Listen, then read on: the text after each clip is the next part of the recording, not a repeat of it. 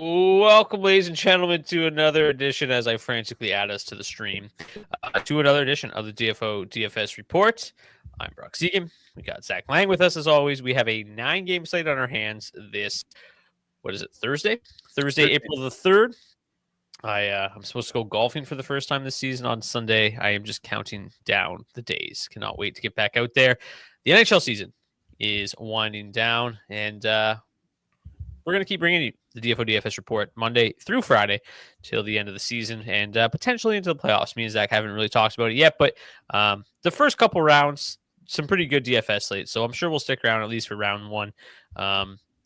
If you're a season-long player, hopefully you're still kicking. We released a new daily Faceoff fantasy podcast this morning to help you navigate this weekend and into next week. So check that out if you are still alive in your season-long leagues. But let's dive into it. We got 9 games on tonight's slate. Lots to chat about. Lots of ground to cover in a short amount of time. So let's start with the goalies as we always do. We got Sam Montembeault getting the nod for the Montreal Canadiens. It'll be Jeremy Swayman for the Boston Bruins. Linus Ullmark gets the start for the Ottawa Senators. Andre Vasilevsky likely to get the nod for the Tampa Bay Lightning. The Columbus Blue Jackets will with Elvis Merzlikins. Unclear who starts for the Avs. Scott Wedgwood started 2 in a row. I would imagine it's Blackwood tonight. They do have Kevin Mandolese up, but I think all signs are pointing towards it being Blackwood just getting a night off. Yesterday, Jake Odger and projected to face UC Saros, so they're both unconfirmed in Dallas. Joel Hofer gets a start for the St. Louis Blues. Tristan Jarry will go for the Pittsburgh Penguins. It'll be Karel Vejmelka, I think his 19th consecutive start.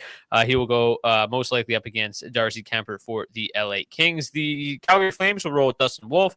Projected to see John Gibson for the Ducks night. Could just as easily be Lucas Dostal. We've seen this a lot lately with the Ducks. The Vegas Golden Knights will go with Aiden Hill. It'll be Eric Comrie for the Winnipeg Jets. I almost bet the Jets this morning. The line seemed a little bit fishy. I'm like, Eric Comrie's probably going to start tonight, so I'm glad I stayed away this morning. And then Georgi Romanov gets the nod against Calvin Pickard in San Jose tonight as the Oilers continue without Connor McDavid. But I think, correct me if I'm wrong here, is Leon Draisaitl's projection tonight the highest we've seen on any one of these shows this year? It might be, man. I mean, he is projected for a huge night, and we'll dive into it a little bit later here. But over the last 8 games that the Oilers and Sharks have gone head to head, the Oilers have outscored San Jose 42-15. So I don't think it's all that egregious at all. But 20.5 projection, that's the highest I think I can ever remember seeing. Yeah, this season I can't recall too many higher than that. Let's start with the Montreal Canadiens and the Boston Bruins. Obviously, a great rivalry here. The Canadiens, large, minus 193 home favorites, 3.4 implied total. The Canadiens, we'll just get it out of the way here. They're going to be very chalky tonight. Nick Suzuki is going to be one of the highest owned players on the slate at 23.7%. Makes a lot of sense considering he's just $5,800 and he's been playing splendidly as of late. Cole Caulfield just $6,600 and Uri Slafkovsky $5,900. It's the highest owned line on tonight's slate. They grade out tremendously well as well. 4th best overall for us, 18,300 to full stack. Matchups, going to see a lot of them going up against that David Pastrnak line. Not the best matchup overall for Montreal one, but we'll dive into the numbers a little bit more. It is a really good matchup for that Pastrnak line. 91.5 in the matchup score. We know the Suzuki line, again, their numbers are probably a little bit misleading defensively because they do go up against the opposition's best almost, exclusively. So a little bit misleading. They're probably a little bit better than the numbers give them credit for, but a pretty good matchup, obviously, for Boston one that plays a lot. But let's start with the Montreal side of things. Obviously, the chalkiest line on the slate. I think it makes a lot of sense to get there. They've been really, really solid at 5v5. They play a ton, 31% of the ice time, exact same as Boston one. The power play matchup is really good for both teams as well. Both these teams have struggled mightily on the penalty kill. Both teams take a ton of penalties. So this could be a game that runs the score up quite a bit. I think both these top lines make a lot of sense. And when you look at it, there's not really a whole lot of depth scoring from either side here, right? Both teams' top lines kind of do the majority of the damage, and I probably won't get to too much of either team's second, third, or fourth line tonight. Montreal 1 and Boston 1 are the most appealing. Power play stacks obviously make some sense as well. Over their last 10 games, Nick Suzuki leads the way with 12.2 DraftKings points per game for the Canadiens, and you've got Slafkovsky at 11, Lane Hudson at 10, Patrick Laine at 9.6. Cole Caulfield has been really cold as of late, just 2 goals in his last 10 games, just 7.4 DraftKings points. But at $6,600, I think it's still worth taking a swing on him. I think Laine is a decent one-off option in those power play builds as well. But outside of that, it's mostly going to be Montreal 1 for me, and then some power play builds. I really like getting to Lane Hudson as well. He's been really, really solid for them. How much ownership is he seeing tonight? Just 5.5%. So I think he's a nice way to kind of get a little bit different, including him in these Montreal 1 stacks. I like them a lot. I don't know how much, if I'm going to meet the field. At 14%, I think it's pretty easy to get there. If you're building 3 lineups with Montreal 1 and a 20 max, I think that's more than doable. I think Suzuki's a great one-off play, as it does the public here at 23.7%. So are you planning on meeting the field, being over the field, being under the field on Montreal 1, and are you going to get to any depth of the Canadiens tonight? Yeah, I think this looks like a great spot for the Canadiens. I mean, I think we got to give some props to the Boston Bruins here, Brock, because the tank masterclass they are putting on as of late is very, very impressive. I mean, they have been playing some terrible hockey, losing a lot of games, and really improving their draft capital here. So I think for me, I really like the look of this Montreal side of things. Nick Suzuki, as you mentioned, his price has come down, but he's been great as of late. I mean, over his last 10 games, he's averaging 12 DraftKings points per game. Slavkovsky's up there at 11, and Cole Caulfield, might as well start calling him Cold Caulfield because he's been a little bit cold, as you mentioned here, as of late. But I still think this is a really interesting spot for these guys here. They've had some struggles in their career going up against the Bruins, but with the way the Bruins are playing right now, they really have no interest in winning hockey games. So I don't really expect that to change here in this spot tonight. So for me, no problem loading up on that top line, meeting the field at around 15% ownership. I've got some interest in some of these depth pieces here for the Habs. I think Patrick Laine is a great one-off option or some correlation with that top line or Lane Hudson for some of that power play exposure. And, you got some cheap guys there on that second and third line as well. It doesn't look the greatest for them at 5-on-5 or anything like that, especially that second line. But, it looks like the third line could be in a decent enough spot here tonight to maybe throw a dart in a 20 max at around 5%. I don't mind getting down to Montreal 3 as a value line on a somewhat regular basis. And it feels like a spot here tonight where it's not the worst option in the world. Pretty solid matchup score. The line stats are obviously been solid for these guys as well as of late. So I got some interest in this Montreal side of things for sure. Boston, I mean, I don't know, man. They're, like I said, they're playing to lose right now, and I mean, you can't blame them. They're really trying to improve that draft capital. That being said, David Pastrnak, obviously a great play on pretty much any slate. He continues to be solid over the last little while here, and he's really lit up the Habs in his career, man. 20 goals and 41 points in 31 games played. I really don't know how much full stacking I'm going to be doing in the Bruins here, but I don't mind the idea of getting to a little David Pastrnak one-off. Cole Koepke, I think, could be kind of an interesting little dart throw for a value play at 3K tonight. 2 games played against the Habs in his young career here. 2 goals and 5 points in those games. So he's found some ways to get on the score sheet there if you need a cheap guy. I don't think he's a terrible option or anything like that. But I just really don't have any interest in full stacking this Boston side of things as we wind down this season. Yeah, I haven't done a whole lot of full stacking this team this season as it is, so I don't think I'm going to start now, but they do grade out really well, so I might mix in 5%. What are their ownership's probably pretty similar, 7%. So people are getting there mostly on Pastrnak. As you mentioned, they've lost 9 consecutive games. They've averaged just 2.0 goals per game during that stretch. During that time, though, Pastrnak's still been okay. 4 goals, 3 assists, 7 points in those 9 games, 26 shots on goal, still playing over 20 minutes a night. So, he still I think makes some sense, but, I would rather pay, $9,000 for Leon Draisaitl tonight than $8,500 for Pastrnak if I have to make that decision. Probably the same thing with Kucherov at 92, even McKinnon 95. I think there's just better pay up spots here than Pastrnak, but yeah, I think that this team is just not really in it right now. Over the last 10 games, Pastrnak, not surprising, leads the way with 11.7 DraftKings points per game. Second on the team is Morgan Geekie at 8.9, and then nobody else averages more than 7 DraftKings points per game. So not a lot going on for this squad. I just want to bring up the team bench chart because I kind of forgot about it here to start the show. They've been horrendous defensively, 2.81 expected goals against per 60. The penalty kill hasn't been great. But as I mentioned, Pastrnak, maybe some Mason Lohrei, getting some of that Boston power play in the mix might not be it might be a decent low-owned play tonight just because the power play matchup is so good. You've got Pastrnak, Morgan Geekie, Mason Lohrei. I think those three probably make the most sense from the Bruins side of things tonight.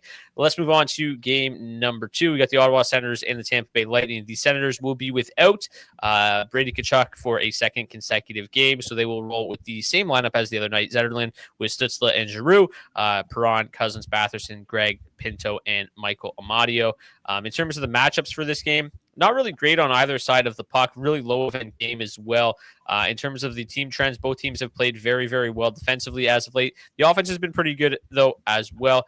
I don't really have a lot of interest in the Ottawa Senators this evening. I think most of my interest comes in on the Tampa Bay Lightning side of things here. But again, I'm probably not going to get too carried away. It'll probably be mostly a little bit of that top line. The second line has not been as hot as they were pre-Four Nations. They've still been fine. Brandon Hagel on that top power play unit obviously makes him a little bit more interesting. But $6,000, $4,500 for Hagel and Cirelli. I think the price warrants maybe mixing them in a touch because they're too cheap. But most of my interest and most of the ceiling obviously coming on this top line. But they're crazy, crazy expensive at $23,500 to full stack. So again, probably not going to get to them a ton with how well the Senators have played defensively for the last little bit. I think most of my interest in this game comes in the way of Andrei Vasilevsky, who's just $7,600 tonight. Obviously, with that price point, without Brady Tkachuk, that feels a lot better. I bet the Lightning money line this morning, and they're about minus 130 right now. So I think Vasilevsky at $7,600 minus 130 here on the road is a pretty good price tag for him. So most of my interest coming there, maybe a little bit of Tampa Bay 1 and 2, but not a whole lot. Yeah, I agree with you here. Like, I'm willing to throw a dart here on this Tampa Bay Lightning side of things. I mean, they've just continued to chug along here, this top line especially.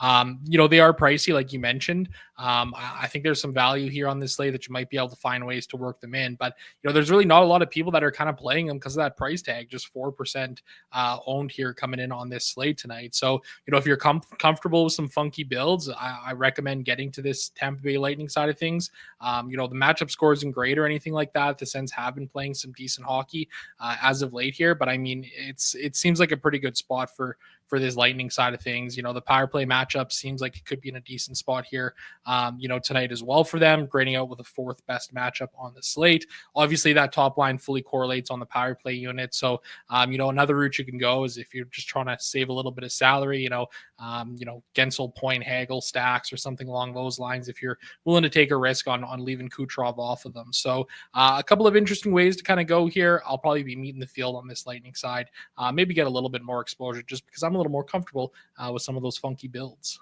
Yeah, and it's worth mentioning the Lightning have had a tremendous amount of success putting the puck in the back of the net against the Senators this year. They have 4, and 5 goals in their 3 matchups. The top line has done, just by looking really quickly, quite a bit of damage against the Sens so far this season. I mean, Kucherov, really good numbers. Gensel's got a couple goals. I mean, the second line's had success. So this top 6 has found a lot of success against the Senators this season. And at low ownership tonight, I think that there's worse dart throws this evening. Power play in a pretty good spot, as you mentioned as well. Okay, let's get to the third game of the night. We've got the Columbus Blue Jackets and the Colorado Avalanche. Boy, this one's interesting because doesn't this just feel like the Avs are going to score like 7 tonight? Like they just cannot score against the Blackhawks. Like we knew it was coming last night. Like we knew it was coming. I said it 4 times on yesterday's show. I just want to look at what they've done in each of their games after the Blackhawks. So they lost 5-2 and then they lost 5-2 the next game. Then they lost 3-1 and then they destroyed the Wild the next night 6-1. I remember that one vividly. And then they won 3-0 and lost. Okay, so there's really nothing to take away from games after playing the Blackhawks. I just thought maybe they would lose to the Blackhawks and then come out the next game and just blow the doors off a team. It hasn't really been the case. I still think this is a really good spot for the Avs tonight. I think there's a chance they go a little bit overlooked just because of, maybe probably burning some people last night. Luckily, they kind of came alive really, really late in that game. The Blue Jackets, not very good defensively. The actual expected goals against numbers a lot better than the actual goals against numbers here, but the penalty kill still really struggling. Like I do think this is a pretty interesting spot for the Avs. The problem is it's going to be very difficult to break the Avs down from this one because Jonathan Drouin got hurt last night, and then it was just kind of a complete free for all in terms of the line. So the line. I went with the lines that we saw the most of, which was Lehkonen, McKinnon, Netjas, Nichushkin, Nelson, Ross, Colton. But we also saw quite a bit of Nichushkin, Lehkonen, McKinnon in the third period. We saw some Parker, Kelly, Nelson, Martin, Netjas in the third period. So any number of things is possible. I don't think it really matters. Like, I think that a lot of my interest is going to come around the same guys, Nichushkin, McKinnon, Netjas. The one thing that I think is interesting is with Drouin out, Brock Nelson moves up to the top power play unit. So, like, whether it's Nichushkin or Netjas or both that play with Nelson tonight, I think that second line becomes a lot more viable with Nelson on that top power play unit. I think they're fairly interesting as a pivot option this evening. The power play has been really good. Second best power play matchup tonight. Colorado 2. So Nelson's just $5,400 and Nichushkin 67.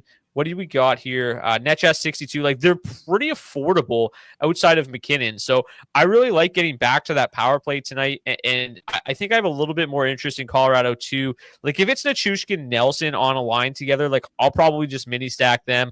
I kind of hope that it's Netjas Nelson. I think that duo has had a little bit more success than Nichushkin and Nelson have. So, save a couple $100 as well. I like a mini stack of Nelson and whoever one of his PP1 wingers are tonight. I think it's kind of an interesting way to get a little different. Nelson coming in at just 3% ownership. Nichushkin just 3%. Netjas a little bit higher, 8.4%. What are your thoughts here? Are you just going to get back to Colorado 1 as they grade out number 1 overall yet again? Yeah, I mean, they look like they're in a great spot here, right? I mean, it kind of goes without saying that this seems like one of those spots, again, where Colorado could really take a game over going up against the Blue Jackets here. So I think for me, like, I'm comfortable meeting the field, maybe being a little bit over on that top line. They're projected for 7.2% ownership right now. I think getting to 10%, maybe even 15 is totally fine.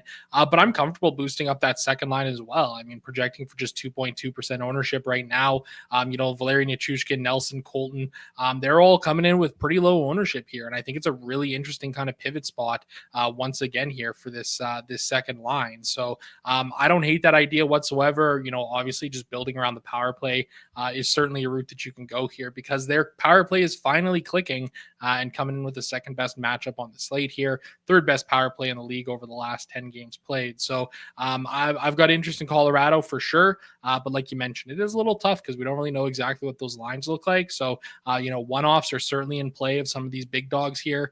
Nathan McKinnon, Martin Netjas, Nichushkin. I think if I'm playing Nelson, I'm probably going to be trying to get another guy in there if I was doing a one-off sort of a situation. I think that's the route to go there. But yeah, it looks like a great spot here for Colorado once again.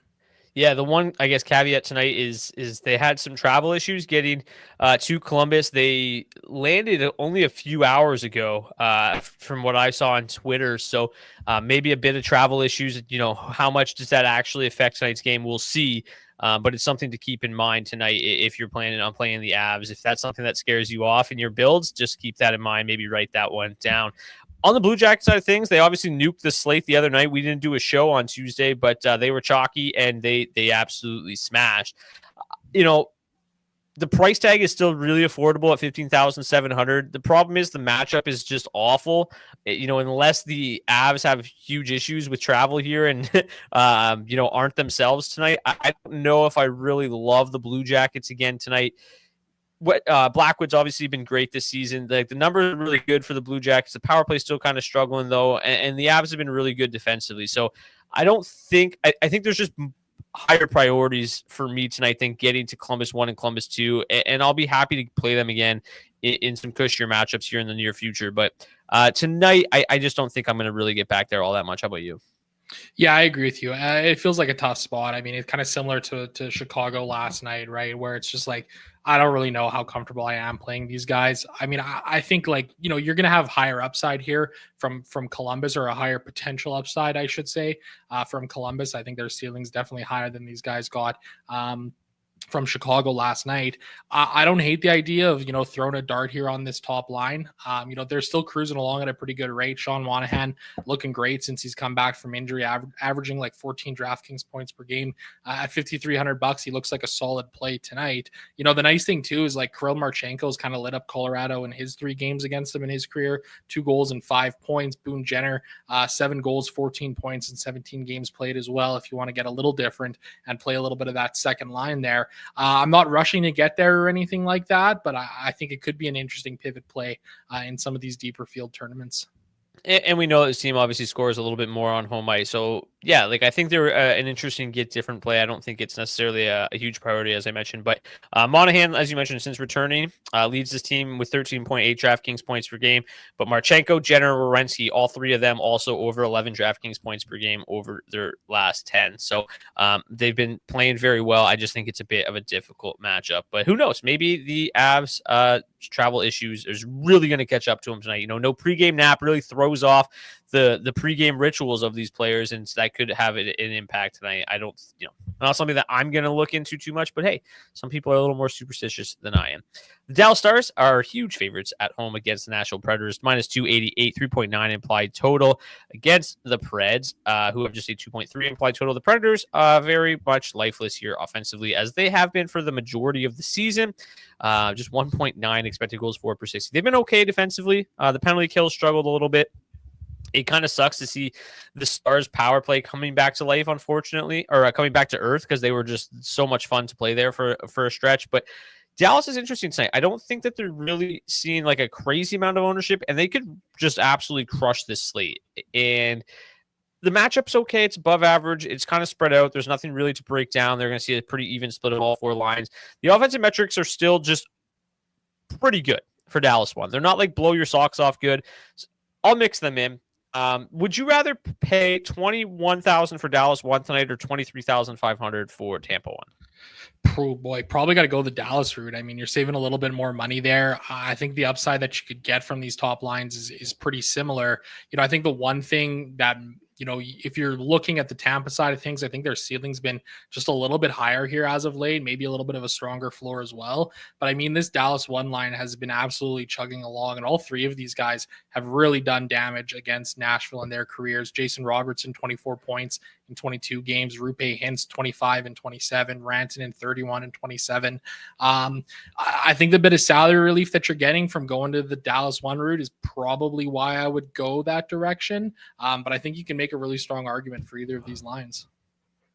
Yeah, like I think that Dallas one makes a lot of sense. Dallas two's playing super well as of late too. Over their last 10 games, we've got Thomas Harley actually leads the way with 11.1 DraftKings points, but Duchesne is second, Robertson third, Hintz fourth, then Marchment fifth. So Dallas 2 definitely worthy of consideration as well. Their matchup is slightly better, but they're basically the exact same. Their offensive metrics are really, really solid as well. So if you want to go Dallas 2 route, they are seeing significantly lower ownership here. It's just 5% for the line. Marchment the highest owned at 7.7%. I think they're an interesting play tonight. They've been playing really well. I just don't think that there's I don't know what to expect out of this Nashville team really on a night-to-night basis. They have obviously not been playing all that well and really don't have anything to play for at this point. I just want to pull up their latest results here just so I'm not speaking out of turn. So they've lost 4 in a row. They just gave up 8 to the Blue Jackets, as you might recall from Tuesday. But they lost the Blues, the Golden Knights, the Flyers, and the Blue Jackets in 4 consecutive. They've been giving up, 3-4 goals pretty much on a night-to-night basis. So getting to Dallas makes a lot of sense to me tonight. I'm not 100% sold on the Nashville lines. They've been kind of all over the place because they've been going with 11 and 7. I don't really have any interest, though, whatsoever. As bad as Dallas has been defensively, as of late, 2.99 expected goals against per 60 is literally the worst on the slate at 5v5. The penalty kill has still been good enough to kind of keep them alive. And then the Nashville just doesn't generate enough for me to really consider them tonight. So I'm going to be off Nashville. I'll certainly get to some Dallas tonight. What about you? Yeah, I agree with you here. Like, I think of the Nashville Predators just like I think of the Boston Bruins right now. Lifeless teams just waiting for the golf courses to open up this summertime, right? They're like me. Yeah, they're just like you, Brock, just like you. I think you got a little more life in you right now than Boston and Nashville do. So we'll give you that much. But yeah, no real interest for me in getting to this Nashville side of things. They're looking to improve their draft capital. They got nothing to play for. Count me out on them. The Dallas Stars, again, their power play hasn't been maybe quite as good as of late, but they are projected to have the tied for the most power play opportunities tonight. They draw 3 power plays per game. The Predators 3 times shorthanded per game. So it sets up nicely for a Dallas power play that we know is quite potent. So Thomas Harley, Robertson, Hintz, Jason Robertson, or Rantanen, excuse me, all make a lot of sense. Wyatt Johnson. Okay, let's get to the Blues and the Penguins. The Blues are the hottest team in the NHL right now. They simply cannot lose. Minus 226 home favorites against the Penguins, who continue to struggle defensively. 2.89 expected goals against per 60 is bad. They also are the 26th ranked PK over their last 10 games. So this is a team that is not doing a good job of protecting their goalies as of late, and they go up against literally the hottest team in the league. Matchups are really, really good for St. Louis. I think St. Louis 1, I think St. Louis 2 both make oodles of sense tonight. The way their power play are separated, it doesn't really matter, right? Like you just kind of pick a 5v5 and then you just go with it. You've got Thomas, Buchnevich there together on that top power play unit. And then you've got the full second line on that second power play unit, which when you take a look at it, it's literally a 50-50 split over the last 10 games between those two power play units. So you just kind of pick a 5v5 line and roll with it. It's interesting because St. Louis 2 has been the better of the two lines as of late, and it's not really been particularly close. Over their last 10 games, Kyrou and Holloway both average north of 14 DraftKings points per game. Then Thomas is at 12. Buchnevich is at 8.8. So St. Louis 2 has definitely been the better play. St. Louis 1 grades out a little bit better tonight because their matchup is definitely better. They're similar prices. They're similar ownership. I don't know which one I would pick. It would probably be St. Louis 2 just because they seem to be a little bit hotter as of late. I think it's a little bit more comfortable to trust Holloway and Kyrou at the moment. So I would probably go with St. Louis 2 if I had to pick one, but I think both are pretty good plays that aren't seeing enough ownership tonight. I'm definitely going to be north of the field on both these lines. Yeah, I agree with you on that. Hold on. Just breaking news here. Thanks to our guy Beebs. Blackwood starts, but Netchas and Drouin are both out for the Avs tonight. So big news there for Colorado. I imagine that it'll be Lehkonen, McKinnon, and Nichushkin up top. And then I have no idea what that second line is going to look like. That second line is going to be a shit show. So everything I said about Brock Nelson's probably out the window at this point, unless they try to balance things out, right? But like, there's a good chance that that's like Parker, Kelly, Brock Nelson, Ross Colton. So everything I said about Nelson's probably out the door at this point. But that's big news. Netchas and Drouin both out for the Avs tonight. Just quickly before we get back to St. Louis and the Penguins, does that give you any more interest in the Blue Jackets? Not really. I mean, maybe a little bit. I think maybe it gives you a little bit more reason to get to that Columbus 1 line there. That's probably the route that I would feel most comfortable going in that game. But yeah, I think it might open up the option to the CBJ cannon. Yeah, it's definitely piques my interest a little bit more on that Columbus side of things. All right, back to the Blues. I'm assuming you prefer St. Louis 2 as you have a lot recently. Yeah, certainly. I mean, you got a stronger floor from this second line and a higher ceiling right now, just based off of what these guys have been doing over the last 10 games. I mean, that second line is averaging like 14 DraftKings points per game is their floor, and that top line is about 10. So I think for me, I got a lot more interest in that second line. Probably be like double the ownership St. Louis 2 is St. Louis 1. I think there's some reason to have some interest in that top line, but I mean, that second line, they're just chugging along at such a good clip right now. And most of my interest would be in the wingers there, Dylan Holloway and Jordan Kyrou. Definitely a interesting mini stack option there as well.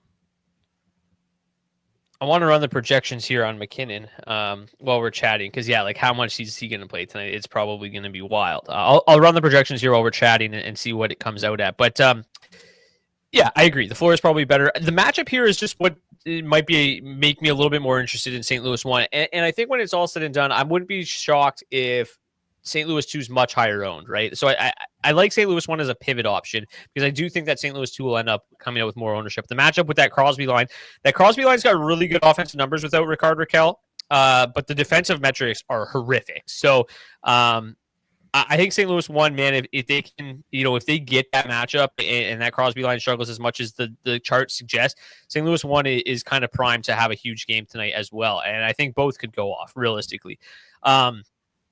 Pittsburgh 1 looks like they're in position for a decent spot here, but like the way the Blues have played defensively as of late, it's tough. Like Hofer between the pipes, I think gives me a little bit more interest.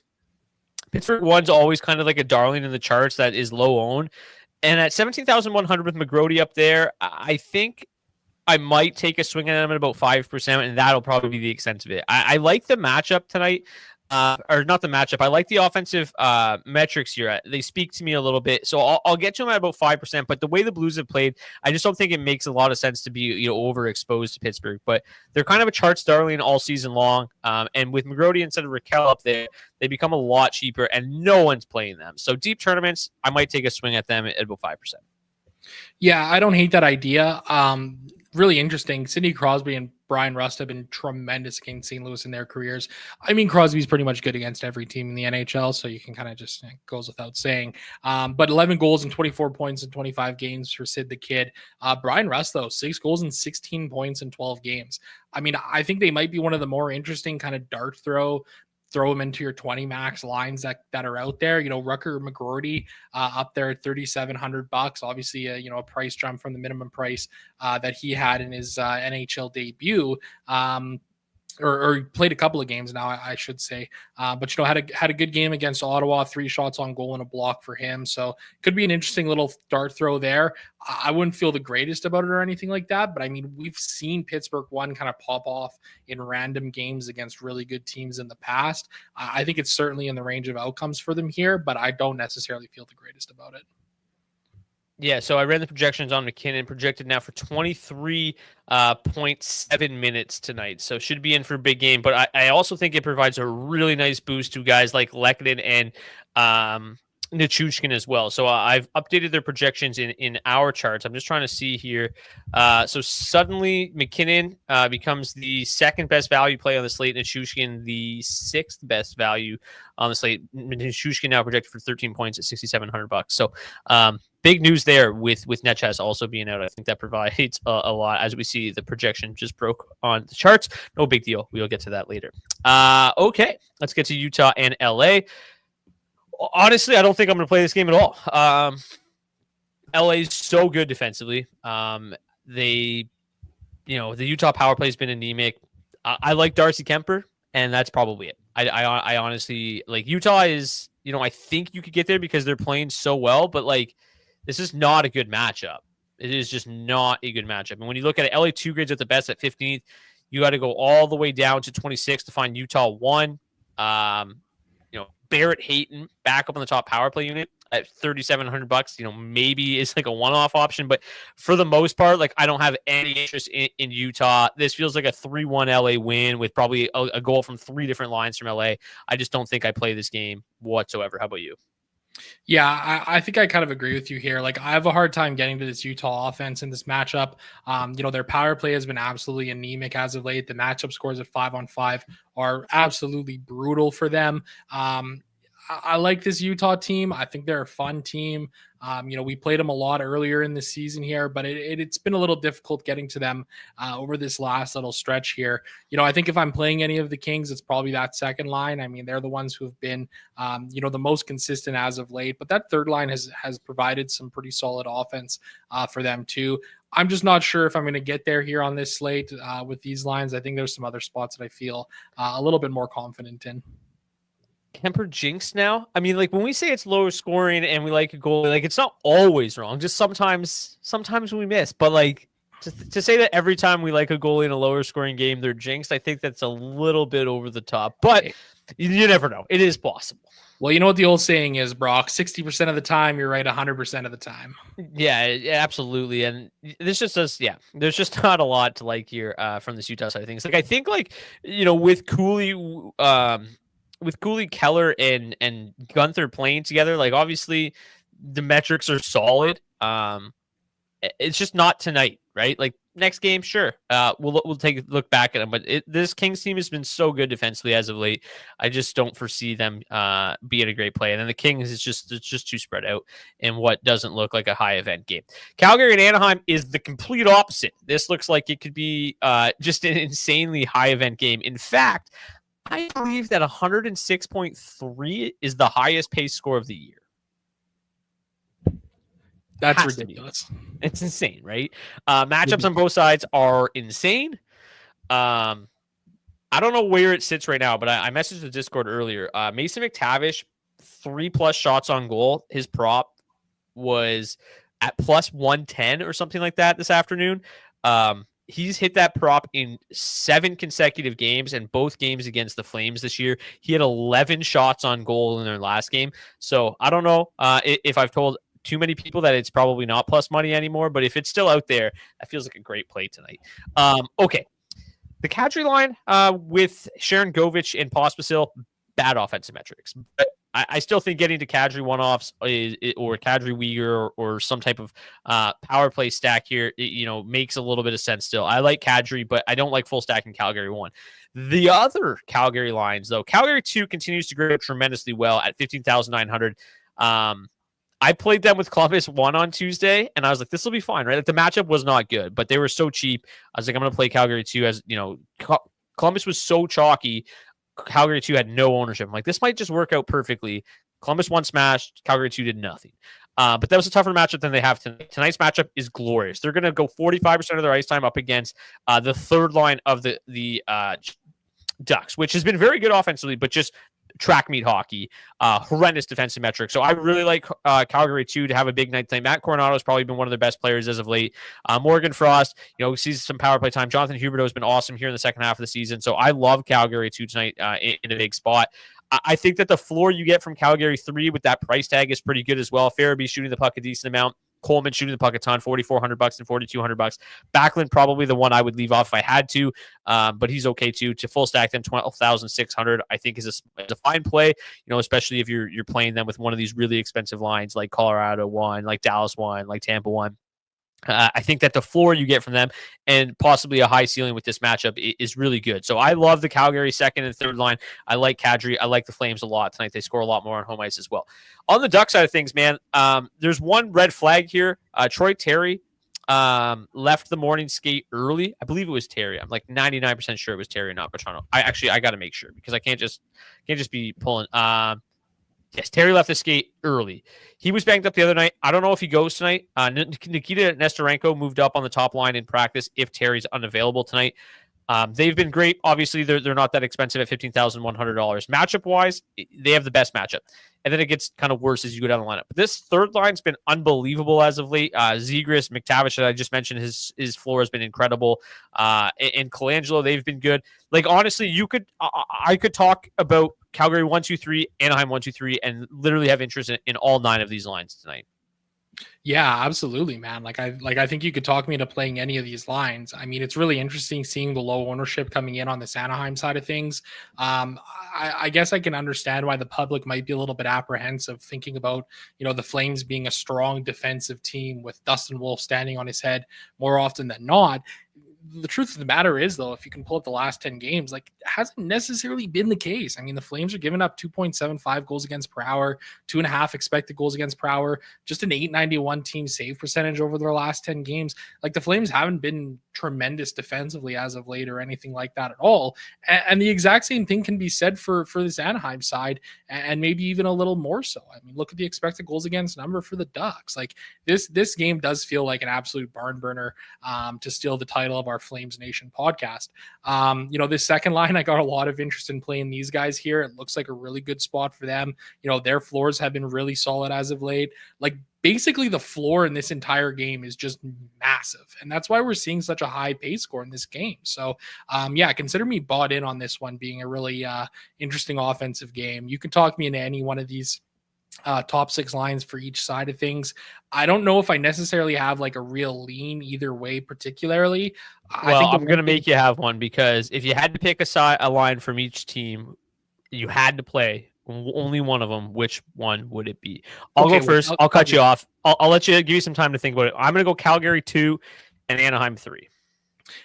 I probably would agree with you on that. Like, I think that's kind of the route to go here. I mean, the Calgary 2 metrics look tremendous. They come in with the third best score on the 5-on-5 score in the entire slate. The Duck side of things, like, I want to play that top line, and I kind of always have, but like, they just kind of feel like they just disappoint me more often than not any single time that I play them. And with how hot Anaheim 3 has been, I think they're the route to go on this Duck side. I mean, the ownership is significantly lower on Anaheim 2 and Anaheim 3 than any other spot in this game or really on the slate. So tons and tons of spots to get yourself different here in 20 maxes tonight, to say the least. The prices are a little bit on the, they're not that bad, honestly, like right around 16,000 for all these lines. I mean, this one's really interesting to me, Brock. Yeah, I mean, the 100.6 pace score is just incredible. So, yeah, you could talk me into this game more ways than one. I think there's a lot to like about a variety of different avenues to get to this this Ducks and Flames game, which is kind of crazy to sit here and say, like, yeah, this looks like it could be an absolute barn burner. I guess just one word of caution is they've met twice this year. 3-2 Flames win and 4-1 Flames win. So, like, those outcomes are not out of the realm of possibility where the Ducks do flop, but I think it makes, like you said, it makes it a little bit more comfortable when there's not really a ton of ownership coming into this game as a whole. Like, it's very easy to get over the field on all the Flames lines, and then the Ducks are seeing literally nothing. Like, Anaheim 3 is where? Am I not seeing them here?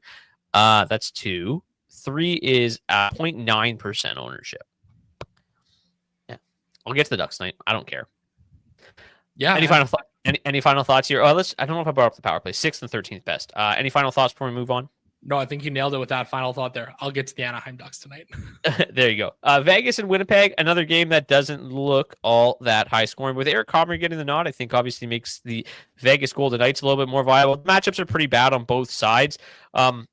I guess this is kind of for future Brock and Zach to remember, and future viewers to listen to. Only concern is Wolf being a brick wall. On home ice, he certainly is. It is definitely it's definitely a concern, without question. But at 1% ownership, who cares? This game looks pretty low event, but for future us, they changed the lines back in Winnipeg, and they also changed the power play units. Cole Perfetti on the top power play unit with Nick Ehlers. Suddenly, Winnipeg 2 is a lot more intriguing while Gabe Vilardi is out. So I think that makes that power play a lot more dangerous, obviously, than having Alex Iafallo up there. They put Ehlers, Nemestikov, and Perfetti back. This is a line that I was playing a ton kind of before that lineup shuffle. But tonight's matchups are just, it's not a great game script tonight. I think that, maybe I'll get to them on like the late slate type thing. Like, I think that Winnipeg 2 is kind of interesting from that late slate perspective. This Iafallo, Scheifele, Connor thing has not worked at all. So I won't be playing them. I still think Vegas 2 is like a somewhat interesting value stack with Hurdle out. Like, Dorofeev's still been awesome. Nick Waugh, I think, always plays well when he's moved up the lineup. It hasn't quite materialized yet, but at 12,800, I'll take a swing on them, maybe with Comrie between the pipes. But overall, not a game that I have a ton of interest in. Yeah, I kind of agree with you here. Like, I'm probably going to be just crossing this game off the list. The pace score is the lowest of the entire slate here tonight. I think there's some like interesting options here. Like, we don't mind playing the Jets on a regular basis. We don't mind playing the Vegas Golden Knights, specifically that second line. But low pace score, the matchups are pretty brutal on both sides. I mean, maybe have a little bit of interest in that Vegas 2 line there. Pavel Doroflorev or Pavel Dorosilingov, whatever you want to call him, because he's doing both here as of late for this Vegas Golden Knights side of things. So I think that would probably be the play for me out of this game versus anything else. It kind of seems like a lower pace game, not really a ton of interest for me. Yeah, I agree. Power plays in this game. We've got 5th best power play advantage, so the Vegas power play has been awesome, but not really expected to see a ton of power play opportunities tonight, and the Jets PK has been good enough. All right, Zach, floor is yours. The Edmonton Oilers are in San Jose with a minus 300 odds and 4.1 implied total. What did you say the score is, like 45-7 in their last 5 meetings or something like that? Yeah, let me see if I can just pull up the tweet really quickly, because our boy Bob Stauffer had something on it earlier today that he threw out there. In the last 3 seasons, the Edmonton Oilers are 7-1 versus the San Jose Sharks and have outscored them 42-15. The Oilers have absolutely toyed with their food here playing against the San Jose Sharks. I feel like that could be the case here again tonight. I mean, I think the one kind of caveat is that there's still no Connor McDavid. There's still no Matthias Ekholm. But I've got a lot of interest in getting this top line of the Edmonton Oilers. I mean, Leon Draisaitl, once again, looks to be just an absolute smash play here tonight. I mean, this projection is just absolutely outrageous for him. And the truth of the matter is he's paying it off on a consistent basis. Over his last 10 last 10 games, he's averaging 17.8 DraftKings points per game. He seems like an absolute almost auto lock for me, I think, in all of my lineups tonight. I'm not playing a ton of them, so I think that makes it a little bit easier to do. Victor Arvidsson, I think he's a fine play alongside Draisaitl here tonight. Vasily Podkolzin, he can have some games where he pops off and gets 4 or 5 shots on goal in a game. The floor isn't really been there that great for Podkolzin and Arvidsson. Even despite all of this offensive success that Draisaitl's having. So for me, I kind of look to that second line, and I think they're in a pretty interesting spot here, coming in with, quite a bit lower ownership than that top line is. And, you got that power play too for the Edmonton Oilers that's continuing to kind of find ways to chug along. I mean, those first couple of games without Connor McDavid were pretty ugly, but they really were looking to click against the Vegas Golden Knights the other night. Nugent Hopkins had a tremendous McDavid-esque pass over to Draisaitl for a goal. So I've got interested in this top 6 for the Edmonton Oilers for sure. I'll be building around the power play. It is the 7th best matchup on the slate here. And the Oilers' power play, just from their last 10 games, hasn't been all that great, but some signs of life from them, I will say, against the Vegas Golden Knights there. So it should be no surprise that I'm pretty interested in the Edmonton Oilers here. And if you want a really deep tournament throw tonight, take a look at the matchup score for Edmonton 3. They have a 100 matchup score here on this slate tonight.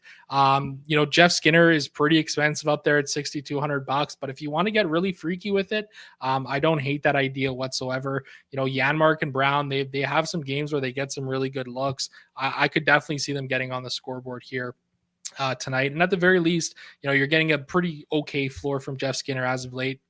8.0 shots on goal per hour over his last 20 games played. Yeah. So if you take a look at the raw projections here, Edmonton 1 grades out as the second best value option on the slate. I'm a little surprised Victor Arvidsson just 8% ownership. Like, he's looked really good as of late. The shot volume is really bouncing back, playing a lot of minutes next to Leon. Like, I have a lot more interest in Victor Arvidsson than I do Podkolzin. I can see why it's easier to get to Podkolzin, but Arvidsson, like, Leon mini stacks, maybe Arvidsson, Leon Wallman mini stacks. Like, it's pretty affordable in a really good spot. Like Jake Wallman at $5,300. Like, even just a Leon Wallman mini stack. Eric comes in right as I say that with the same thought. That looks really good. I love Wallman's price, obviously, going back to San Jose tonight. What about with the Sharks? Are you interested at all there on the Sharks side of things without, with Picard between the pipes? Like, that hasn't been necessarily great for them as of late, but this top line projects really nicely. The problem is it hasn't actually worked that tremendously. The underlying metrics are pretty poor with Toffoli, Smith, and Celebrini. Like, all three have been great individually, but it just hasn't really worked that well as a trio. So I don't know how much I'm going to get there. Like, I like Celebrini's floor. I think that's noteworthy, but I don't know how much San Jose I'm actually going to get to tonight. Yeah, I agree with you. I mean, I think the floor's continuing to be solid here for the Sharks. I mean, Calvin Pickard's kind of an interesting guy. Like, he's not posting tremendous numbers or anything like that, but god damn, the guy just find ways to win games for the Oilers this year. 19 wins in 31 games played for the Oilers this year. They've played in front of him pretty well. They love to play for him. I mean, I think you could probably talk me into a little bit of this Sharks side of things, probably centering around, Macklin, Celebrini, and Tyler Toffoli, just because of the floors that you get from these guys, which just continues to be tremendous. I mean, over their last 10 games, Macklin, Celebrini is his floor alone, like 7 DraftKings points per game. Toffoli, 6 DraftKings points per game. I could certainly see them getting a goal or two here tonight, but I'm not really going to go out of my way to play the Sharks. And it's kind of interesting too, because Celebrini, like, $6,200 is a pretty decent price tag just because of the floor that you're getting, but he is seeing a lot of ownership, like 15% coming in on him. Like, that's only like 2.5% lower than what Leon Draisaitl is seeing in this exact same game. So the public is clearly liking to get to a little bit of this Sharks top line. And I think for that reason, I'll have a little interest as well. Yeah. Okay. We got to speed things along here. Let's get to our defensemen and our goalies. You went first with the defenseman yesterday, did a pretty good job. So why don't you take it away again? Yeah, it feels a little tougher. We don't have a $3,800 Vince Dunn, but as He we was talked about shockingly before low the show, I owned. know that was ridiculous. We do have a $2,800 Jack Thompson at just 2.1% ownership. He's finding ways to be productive out there, even if he's not seeing the most ice time or anything like that on a regular basis. So I've got interest in him as a real cheap option. Jake Wallman looks like a really solid value play at $5,300. Same with Thomas Chabot up there. Don't mind mixing a little hot Sam Bacho in there. Lane Hudson, talked about him, $4,900. Looks like a good spot with him on the power play tonight. Some of the expensive guys I don't mind getting up there. Bouchard, $7,200. That's a little bit of a heftier price tag, especially if you're building around that Oilers power play. But those are kind of the guys that I'm looking at here. And I think there's some interesting options, around that 4K price tag too. Philip Broberg has continued to be solid as of late, and Dylan Sandberg at $3,900, just 2% ownership. I think he could be a really nice option tonight as well. Yeah, Wallman feels so good. Obviously, the public feels the same way, but $5,300 is so easy to get there. Sandberg's a guy that I've liked a lot. Liljegren, even from the Shark side of things here, been playing a lot. Some injuries on the blue line there. I think he's okay. Jack Thompson, you mentioned. Alex Carey has been really solid for the Canadiens as well at $3,900. And Jackson Lacombe makes a lot of sense yet again tonight. Absolutely love getting to some Lacombe where I can. Let's just take a quick look at the ownership. Who's the public playing most? Jake Wallman, Cale Makar, Cam Fowler, 4,100. Yeah, I can see that. He's been awesome for them. Nick Blankenberg always drawing some ownership. Mason Lower, I see in decent chunk. Dante Fabro, 3,700. Also a guy that I've played a lot of this year. Let's move on. Oh, Kevin Ball. Can't leave the show without mentioning Kevin Ball's name. Let's get to the goalies tonight. Jake Oettinger projected for literally no ownership is a little surprising. $8,400. I kind of get it, but I'd rather play probably Oettinger at $8,400 than Picard at $85. I just think the way the Stars have played defensively, he should at least see a lot of rubber tonight. We saw DeSmith have a huge game this week.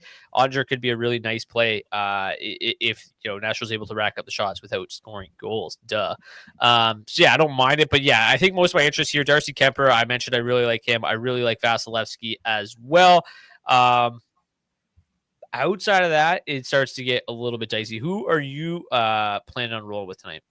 Probably those two guys is my highest owned guys in Kemper and Vasilevsky. They feel like they're in the best spots here. $7,300 for John Gibson. Like, he's seeing 10% ownership here tonight. That's a pretty high number there. I don't hate the idea of maybe a little bit of Dustin Wolf there. $8,100 might be a little bit more expensive than I would really want it to be, but he's seeing just 5% ownership. Like, if this game has the volume that it sees, even if these guys give up 3 or 4 goals, if they're facing and hit that 35 shot bonus, they could still pay off value wise there. It does feel like a pretty tough slate for me, to be totally honest, in terms of the netminders. So I think really for me, Darcy Kemper, Vasilevsky, don't mind paying up for a little bit of Jake Oettinger as well here. That's where I think I got most of my interest. The one thing I will just add about Dustin Wolf, 3 games played in his career against the Anaheim Ducks, 3 wins, a 199 goals against average, and a 926 save percentage. So he's really slammed the door on Anaheim in his young career. Yeah, just a couple quick questions here from Javier. 2 quick questions. Best line on the slate, Edmonton 1. Also, best game to stack, Calgary, Anaheim, or Columbus, Colorado. I think that I mentioned it. I really like this Calgary-Anaheim game stack. You kind of poo-pooed on it right there with Dustin Wolf's numbers against the Ducks, but I think that it had that pace score just speaks to me. So I'll trust the charts. I think that's an interesting one that's not going to see a lot of ownership whatsoever. So, game stacking that game, I don't know how much I'm going to do that, but I think it's a great game environment to get pieces from one side or the other. If I'm just actually game stacking, probably Columbus, Colorado, though. How about you? Yeah, that's interesting. I kind of like the idea of like this Calgary Anaheim game as a game stack for sure. I think that's probably my favorite game stack. Top line for me, yeah, it's probably got to be Edmonton 1. And really, I should just say it's Leon Draisaitl. I don't quite have as much interest in Arvidsson and Podkolzin as I do, Draisaitl on this slate. So that's kind of the way that I'm looking. But I also really like the look of St. Louis 2 tonight. I think they're probably one of my top options on this slate for sure. Yeah, I was just going to say that St. Louis 1 or St. Louis 2 are probably my favorites. Like, just the not seeing a lot of ownership, and they both should absolutely smash tonight. Edmonton, I don't really like full stacking Edmonton 1, if I'm being honest with you. I like getting a Leon, I like getting a Wallman, maybe some Arvidsson. Podkolzin just doesn't have any, he finished a lot of games with 1.5 DraftKings points, and that concerns me a little bit. Another quick question here. Best utility play for $2,900 or less. boy, we're really dumpster diving here at $2,900. I mean, maybe Jack Thompson. Like, Yeah. there's not many forwards that fit that bill that look that appealing to me. You know, maybe Parker Kelly if he moves up to the top second line. But outside of that, like, there's not a lot here in terms of forwards. So I would say probably Jack Thompson. Yeah, honestly, I don't hate that idea of using Jack Thompson in the utility slot at that price range. I mean, if you're looking for a forward, like with solid floors, like Fabian Lysell, 3.4 DraftKings points per game over his last 10 in his floor, but it gets really tough for the forwards down in that sub 3K price range these days with these pricing changes that haven't occurred by DraftKings. Yeah. Mason Appleton. Yeah, he's got a decent floor. I just don't love that game. Okay, let's get to our hat trick pick challenge. If you want to participate in today's hat trick pick challenge, all you gotta do is drop the hat trick pick in the comment section of the video on YouTube. And if your player scores a hat trick, we'll get you a $25 gift card to nationgear.ca. You can pick up some daily Faceoff swag. I know we still got to give away a hat trick pick winner for last Friday. If somebody scores a hat trick that nobody picks, we'll just raffle one off to anybody that submitted a pick. So just submitting a pick gets you entered for a chance if someone scores a hattie tonight. We'll give away 2 gift cards tomorrow, one $25 gift card for last Friday, and then every Friday we give away a $50 gift card to anybody that drops a comment in the live chat. So make sure you do that tomorrow. I won yesterday's head-to-head, so I get to go first today's hat trick pick. Let's go Leon Draisaitl. The hell, man, that's my pick. Damn it, Brock. Okay, give me a quick second. Let me find something. Okay, you can have him. I'll take Jordan Kyrou. Okay, perfect. Thank you. Let's get to today's daily face-off head-to-head. I went with Suzuki, Caulfield, mini stack. I also went with Celebrini. I just like the floor you get with him. Jack, he projects so well too. Jack Thompson from the Sharks as well. Got a little Calgary 3 mini stack with Coleman, Farabee. Got Kevin Ball in the mix as well. One off Leon Draisaitl, Darcy Kemper between the pipes. How about you? Yeah, I talked about not really loving full stacking Edmonton 1, then I full stacked Edmonton 1. Nice. Got them in there with some of that Calgary 2 with Morgan Frost and Coronado. Pretend that Martin Netchas is actually just Valeri Nichushkin. I can't afford to get up there. I do have an extra $500 left on the table here. Oh, so, you lucky dog. We're going to do that here for this slate. And then Jack Thompson, mentioned him as a nice value guy, 2800, and then Vasi in the pipes. Thank you guys so much for tuning into this edition of the DFO DFS report. Before we go, shout out to our friends at rotogrinders.com for providing projected ownership for today's show. If you want to get $20 off your first month of RotoGrinders NHL, or not NHL premium, any premium package, MLB, NBA, whatever you want, the link is in the description of the video on YouTube. You can get that today. And also in the link of the description, or also in the description of the video, is the link to the DFO DFS Discord. If you want to join the Discord, it's a community that's growing every single day. We provide late breaking news, whether it's lines. So like we'll have the Colorado lines in there, so you know what's coming up right away, and you can build your lineups accordingly. So join the DFO DFS Discord with the link in the description of the video. Smash that like button while you're there on YouTube. Really helps us grow the channel, helps us grow the show, helps us continue to do this for free. Thank you guys so much for tuning in. Hopefully you return with more money in your bankroll tomorrow than you have tonight. Until tomorrow, cheers. Happy Thursday.